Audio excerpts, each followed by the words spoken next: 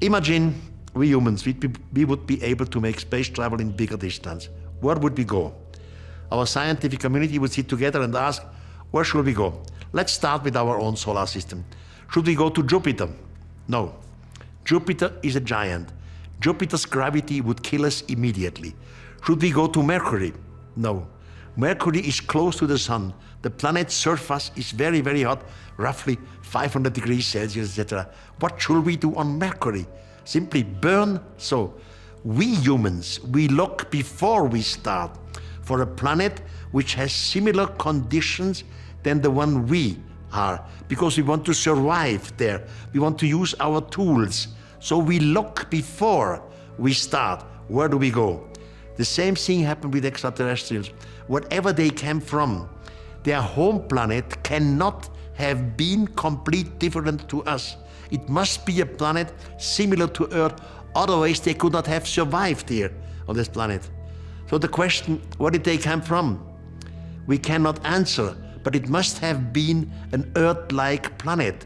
Now our astronomers today find daily practically more planetary systems, so we have to look which ones are the closest to us. Probably they came from there.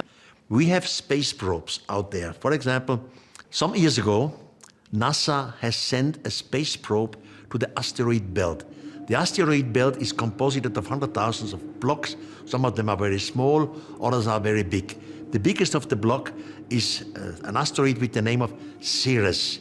Ceres has a diameter of 930 kilometers, quite a big block. We even speak of a small moon. Now the NASA probe has arrived at Ceres, has surrounded Ceres, has sent wonderful pictures to our planet Earth in high quality. One of the pictures shows a rectangular in the ground. Now again, we humans look for the next reasonable scientific answer before we go to speculations.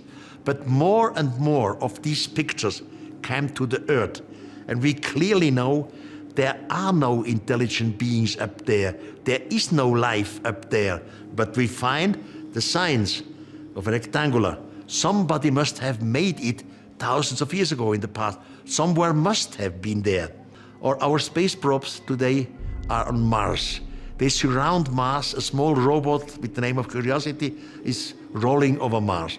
And again, we receive pictures from the surface of the Mars. And some of these pictures clearly show structures which are not normal.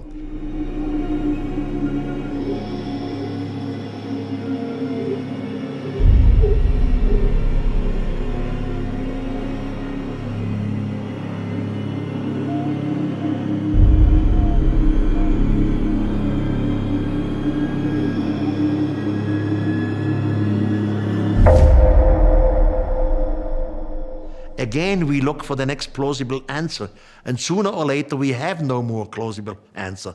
If ethnologists visit another tribe, ethnologists try to help the tribe, but they would not tell them how to construct a weapon, for example, a rifle. They would not tell them how to construct a car, because they have nothing. They have no electricity, they have no metal, they have nothing. So all what they give is curiosity and new genes which make them intelligent. And the development goes by itself. Time doesn't matter in the universe. We had time now 3,000–4,000 years to develop our high technological society. But that was not coincidence. We had no other way because we have curiosity in us. We will recognize the extraterrestrials because they are similar to us. They are, of course, wiser to us. Their technological standard is much more advanced than ours, because if they would not be much more advanced, they could never have reached us. You know the distance between the stars are measured in light years. So if you don't have the technology, you cannot reach it, even if they have developed something like overspeed of light. In our society, we say, according to Einstein, overspeed of light is not possible. But with the big distances, there must be a way for overspeed of light. They know it. They know the way how to do it. So they are much more advanced than we. We will recognize them. At the same time, they are wise. You know, these extraterrestrials who have technology to reach out distances of light years, they are not stupid again. These are not animal-like beings who just reach the distances to kill others. It makes no sense. They are wise. They are soft. They are helpful. They are understanding to us, and not just animals who are there to kill us like we have it in some science fiction pictures.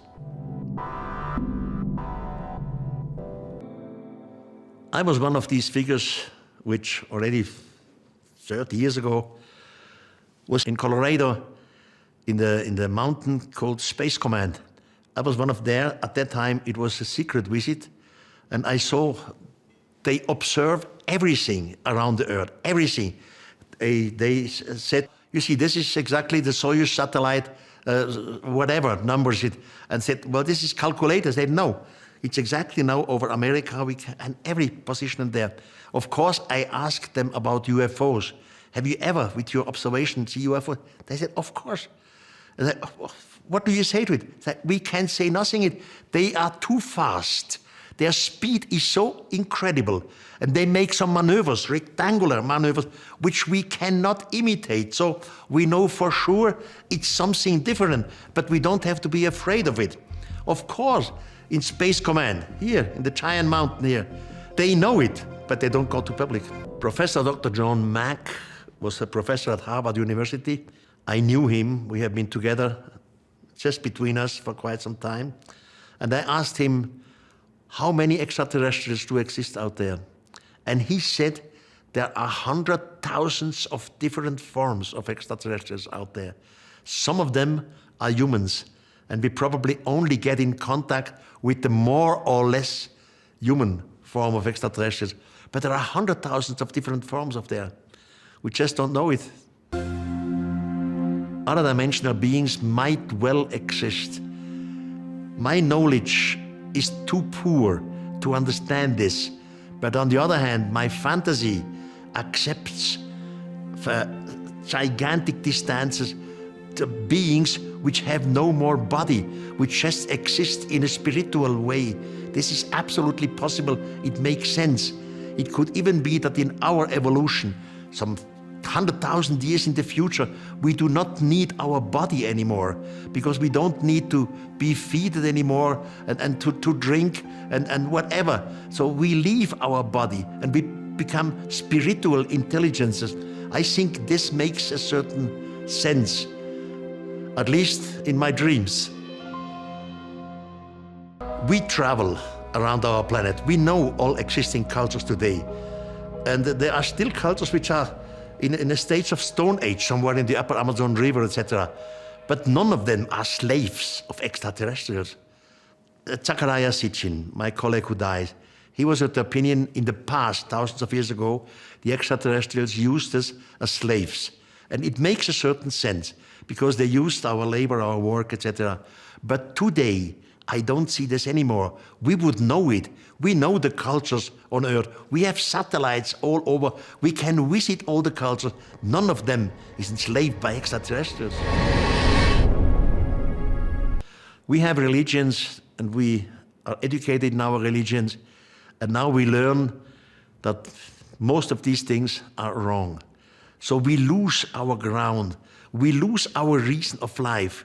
We say we have been living here and praying, and we went to church, and we were adoring some gods and making designs and technology in the name of them.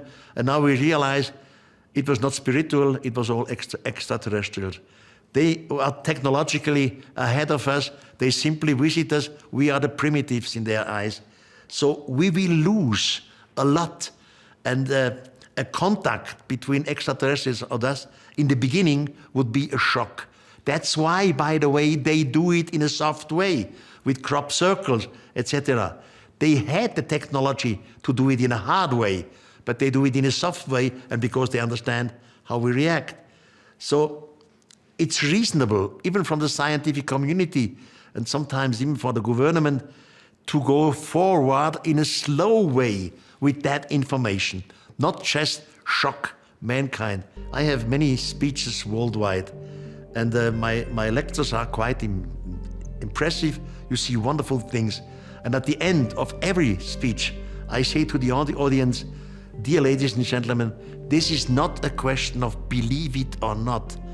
I would turn myself in my tomb if some idiots come up and make a sort of religion or sect of Erich von Däniken's knowledge. So why I am doing what I'm doing? Because I want that mankind see all this information from the past from another angle, which brings us another answer and another spirit of the world. That's my duty. I want to change the spirit of time. I guess some of the astronomers, some of the genetics, they know already what is going on, but they do not go to public because their own colleagues say, please don't. You make us ridiculous. You make our scientific society ridiculous because the people will not believe it to you. We have to do it softly, step by step, not just like a shock. And I think this is the feeling of the ETs too. Do it softly, not shock the humans.